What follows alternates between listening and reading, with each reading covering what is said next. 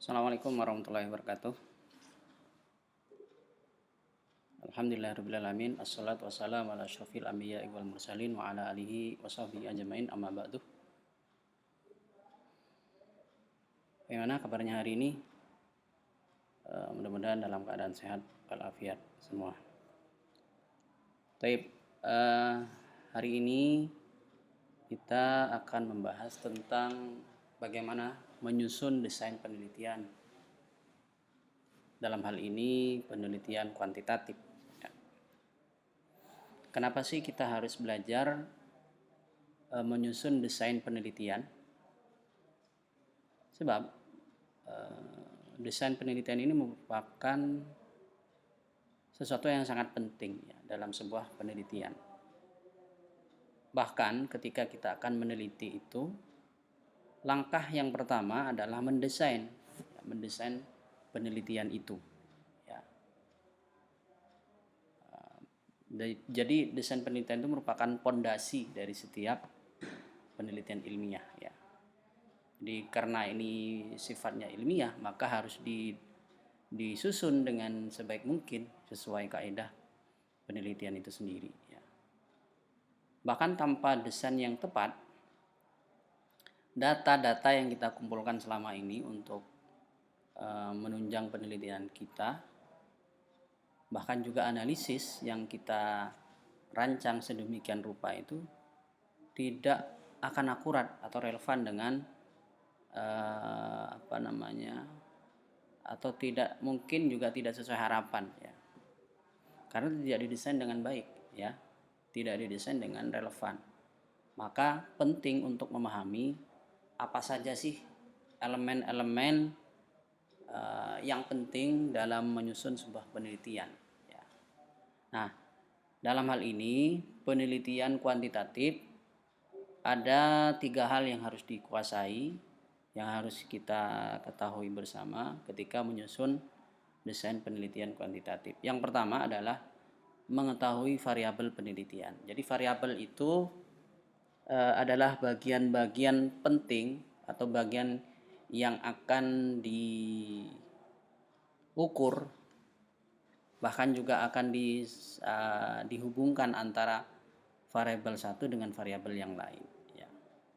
Jadi komponen-komponen utama dalam mungkin dalam sebuah judul ya, topik atau judul penelitian, variabel ini sangat penting. Kemudian yang kedua, komponen yang kedua adalah hipotesis. Ya. Jadi hipotesis ini adalah bagian yang kedua dalam desain penelitian. Ya. Jadi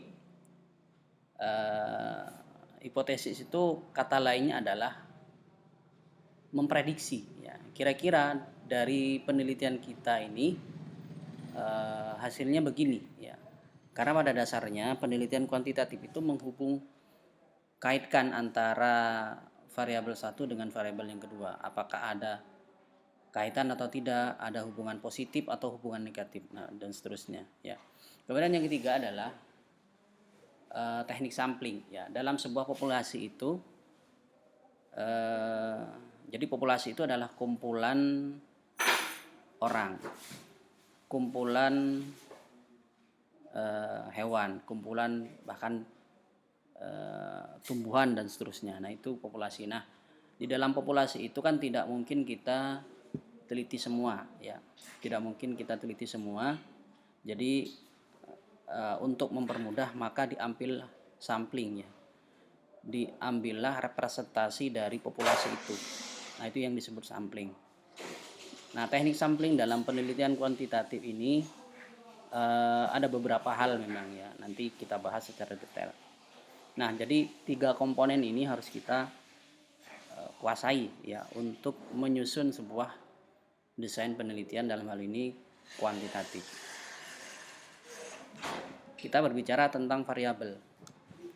Nah, variabel penelitian itu adalah elemen yang diukur, seperti yang saya sampaikan di awal, bahwa elemen yang diukur, bagian yang diukur atau diuji dalam sebuah studi itu disebut populasi ya.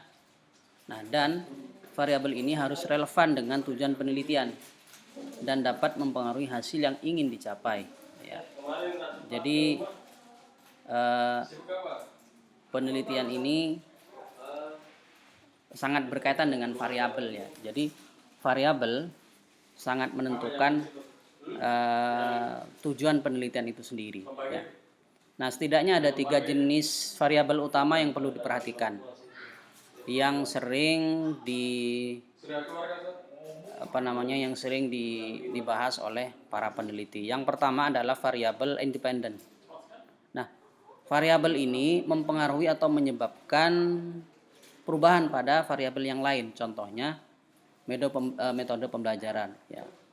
Jadi metode pembelajaran itu berpengaruh terhadap mungkin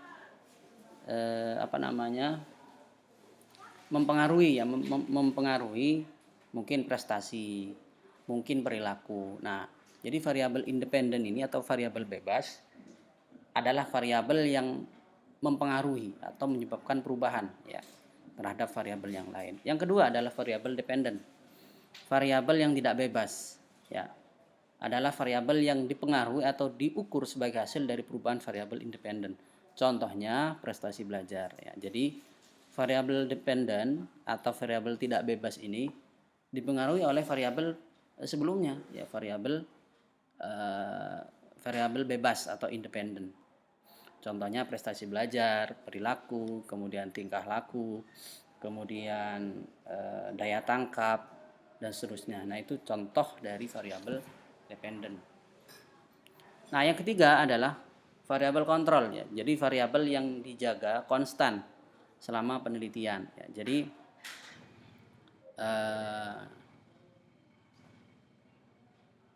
tiga jenis variabel atau jenis ketiga variabel ini adalah sedikit ada perbedaan dengan dua variabel tadi, ya.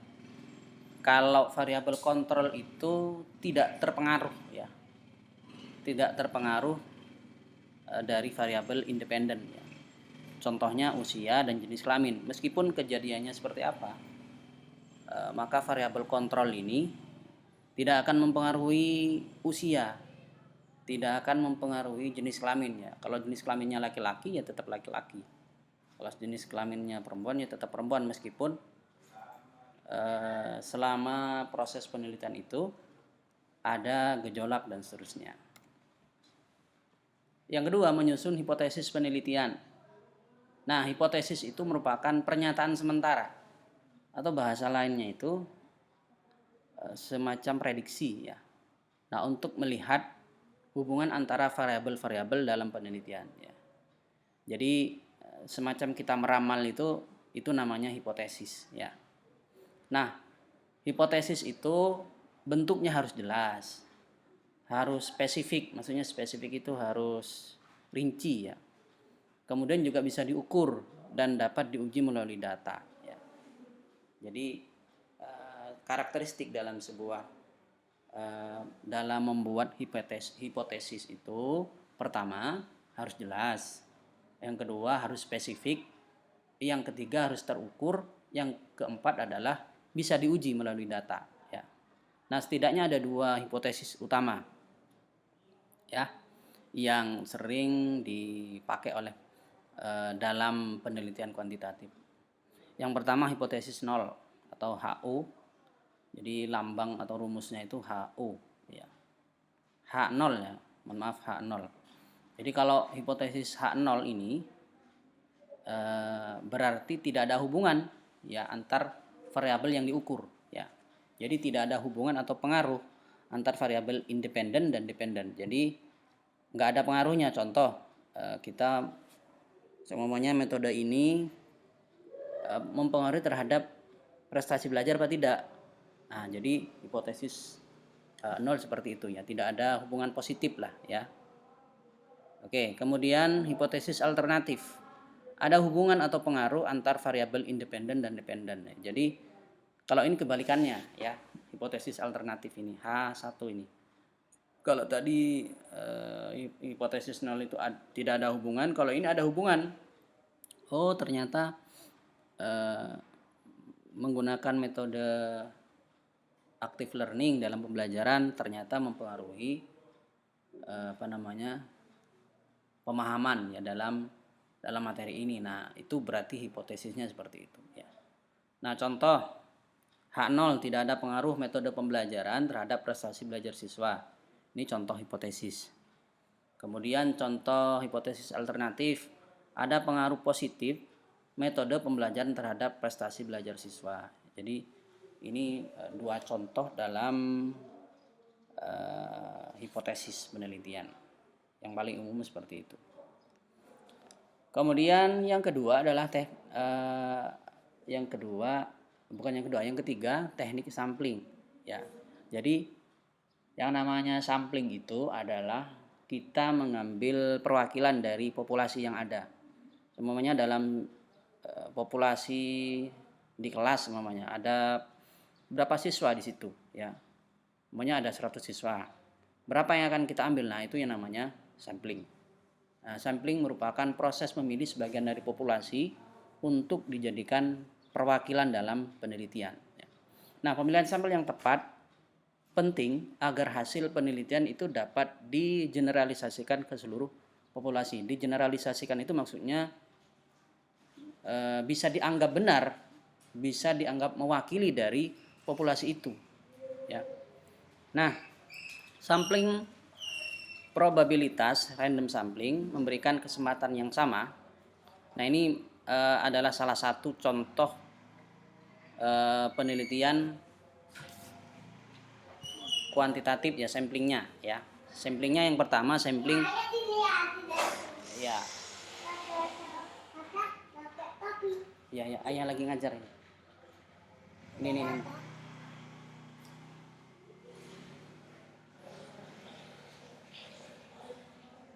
Itu.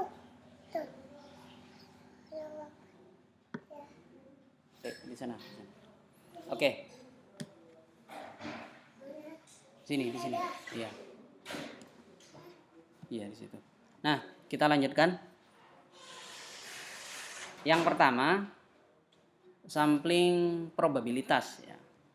Jadi kalau sampling probabilitas itu adalah memberikan kesempatan yang sama bagi setiap anggota populasi untuk dipilih sebagai sampel, menghasilkan sampel yang lebih representatif. Nah, sampling probabilitas itu intinya, contoh di dalam sebuah kelas itu perlakuannya sama ya. Jadi saya mengambil A, mengambil B, itu tidak ada pertimbangan apapun, pokoknya sekedar ngambil ya. Itu namanya teknik sampling probabilitas ya. Dalam teknik sampling probabilitas ini ada 3 ya. Ada 3 sampling. Yang pertama sampling random, simple random sampling atau teknik sampling acak sederhana. Jadi ini sekedar memilih itu saja ya. Kemudian stratified random sampling. Jadi ini teknik acak ya, sampling acak dengan beberapa tingkatan ya. Jadi contoh dalam satu kelas itu dilihat laki-laki perempuannya ya. Perempuannya berapa, kemudian laki-lakinya berapa, terus suku apa namanya ya. Itu stratified random sampling namanya. Atau cluster sampling ya. Jadi cluster berdasarkan kelompok. Ya. Jadi ini teknik sampling acak dengan mengambil beberapa kelompok ya, dibuat kelompok. Oke. Kemudian teknik sampling non probabilitas atau teknik sampling tidak acak ya, bahasa lainnya seperti itu. Digunakan ketika tidak semua anggota populasi memiliki kesempatan yang sama untuk dipilih. Ya, jadi teknik ini sering digunakan ketika sampling probabilitas tidak memungkinkan karena keterbatasan sumber daya atau akses ke populasi. Jadi semuanya gini, kita meneliti di sebuah pesantren semuanya, kan tidak semua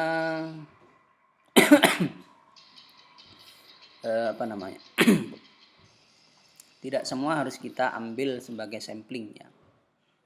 Tentu mungkin ada informasi yang bersifat rahasia dan tidak semua orang tahu, maka kita bisa menggunakan teknik ini ya dengan pertimbangan tertentu ya. Contoh, kita mengambil sampling dalam pesantren itu ustadz umpamanya ya. Kenapa ustadz diambil? Karena ustadz ini tahu informasi ini. Kenapa mengambil pengasuh? Karena pengasuh tahu tentang informasi ini dan seterusnya. Jadi ada pertimbangan tertentu ya. Nah, contoh teknik sampling non probabilitas ya, teknik sampling non acak. Biasanya yang sering digunakan itu ada dua ya, purposive sampling dengan pertimbangan tertentu, snowball sampling, bola salju ya, jadi semakin banyak semakin semakin lama semakin banyak, atau convenience sampling ya. Jadi ketiga ini adalah contoh teknik sampling non probabilitas atau teknik sampling tidak acak ya. Berikutnya, bagaimana sih memilih teknik sampling yang tepat? Nah, caranya memilih teknik sampling yang tepat adalah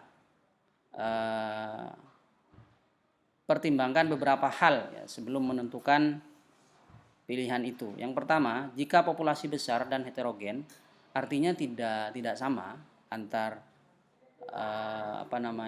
orang. Nah, berarti teknik sampling probabilitas itu yang paling tepat ya. Jadi teknik sampling kalau populasinya banyak, umpamanya 1.000 orang, bahkan 10.000 orang dan itu beragam, maka teknik yang digunakan adalah teknik sampling acak ya. Bisa menggunakan simple random sampling atau stratified random sampling. Nah, jadi dua ya. Sebaliknya, jika populasi sulit diakses atau sumber dayanya terbatas, maka yang paling tepat itu adalah menggunakan teknik sampling non acak seperti convenience sampling atau purposive sampling ya. Jadi dua pilihan ini yang bisa dijadikan. Nah, pastikan teknik yang dipilih sesuai dengan tujuan penelitian ya. Tujuan penelitiannya apa? Terus karakteristik populasinya seperti apa, dan sumber daya yang tersedia untuk mencapai tingkat akurasi yang diharapkan. Jadi 3 hal ini yang harus diperhatikan ya dalam memilih teknik sampling yang tepat. Tujuan penelitian, karakteristik populasinya seperti apa, dan sumber daya yang tersedia ya. Ini yang penting. Nah, ini contoh kasus untuk mempermudah kita dalam membuat desain penelitian. Contohnya mungkin topiknya pengaruh teknologi dalam pembelajaran. Nah, variabelnya penggunaan teknologi dalam pembelajaran. Ini variabelnya. Contoh aplikasi e-learning dan seterusnya. Nah, variabel dependennya prestasi belajar siswa, misalnya nilai ujian atau penilaian tugas. Nah, itu prestasi belajar siswanya. Nah, hipotesis nolnya, tidak ada pengaruh antara penggunaan teknologi dalam pembelajaran terhadap prestasi belajar siswa. Itu hipotesis nolnya. Kemudian hipotesis alternatifnya, ada pengaruh positif penggunaan teknologi dalam pembelajaran terhadap prestasi belajar siswa. Nah, maka teknik sampling yang digunakan adalah teknik stratified random sampling ya. Untuk apa? Untuk mewakili berbagai tingkat kelas atau jenis kelamin siswa ya. Jadi ini menggunakan teknik sampling acak ya dengan jenis stratified random sampling ya. Jadi teknik sampling acak dengan bertingkat ya. Jadi tingkat kelas atau juga jenis kelamin siswa. Karena bisa jadi tingkat kelas itu mempengaruhi ya, atau juga jenis kelamin siswa antara laki-laki dan perempuan itu bisa jadi berbeda ya dalam hal ini. Kemudian desain penelitian yang digunakan adalah desain eksperimen atau kuasi eksperimen dengan kelompok kontrol dan kelompok eksperimen ya. Ini desain penelitian. Nah, apa sih perbedaan antara desain penelitian eksperimen dan kuasi eksperimen? Nah, dalam contoh kasus pengaruh teknologi dalam pembelajaran, desain eksperimen itu melibatkan penugasan acak siswa ke kontrol ya. Jadi tanpa teknologi. Nah, sedangkan kelompok eksperimen dengan teknologi apa? Oh ya, kalau desain eksperimen itu melibatkan penugasan acak siswa ke kelompok kontrol ya. Tanpa teknologi maksudnya. Dan juga kelompok eksperimen ya. Jadi tidak ada penugasan acak ya. Nah, sedangkan desain kuasi eksperimen digunakan jika penugasan acak tidak memungkinkan ya, tetapi tetap ada kelompok kontrol dan eksperimen yang dibandingkan. Jadi dua itu perbedaannya. Nah, desain eksperimen itu memberikan bukti kausalitas yang lebih kuat ya. Tetapi desain kuasi eksperimen itu lebih praktis dalam situasi dunia nyata. Jadi dua model desain penelitian ini tergantung dari tujuan penelitian kita seperti apa ya. Jadi bisa menggunakan desain eksperimen atau kuasi eksperimen ya, tergantung kebutuhan. Ini materi referensinya ini yang saya ambil. Kemudian kesimpulannya bagaimana dan bagaimana langkah selanjutnya. Nah, untuk menyusun desain penelitian yang tepat, kunci utamanya adalah menghasilkan penelitian yang akurat dan relevan ya. Yang akurat, yang cocok dan juga yang tepat ya. Karena sekali lagi penelitian kuantitatif itu butuh ketepatan memang ya. Karena ada ukurannya. Kemudian dengan memahami variabel penelitian, hipotesis dan teknik sampling dapat merancang penelitian yang lebih terstruktur dan efektif ya. Jadi pahami tiga komponen utama ini, variabel penelitian, hipotesis dan teknik sampling ya. Nah, maka langkah selanjutnya adalah menerapkan pengetahuan ini dalam penelitian. Jadi tidak hanya sekedar tahu tapi harus dipraktekkan ya. Serta terus belajar dan mengembangkan keterampilan penelitian ya agar lebih mahir lagi. Barangkali itu yang bisa saya sampaikan. Kita akhiri dengan bacaan hamdalah. Alhamdulillahirabbil. Ketemu lagi di pertemuan yang akan datang. Nasrullah wa fathun qarib wa basyiril mu'minin. Assalamualaikum warahmatullahi wabarakatuh.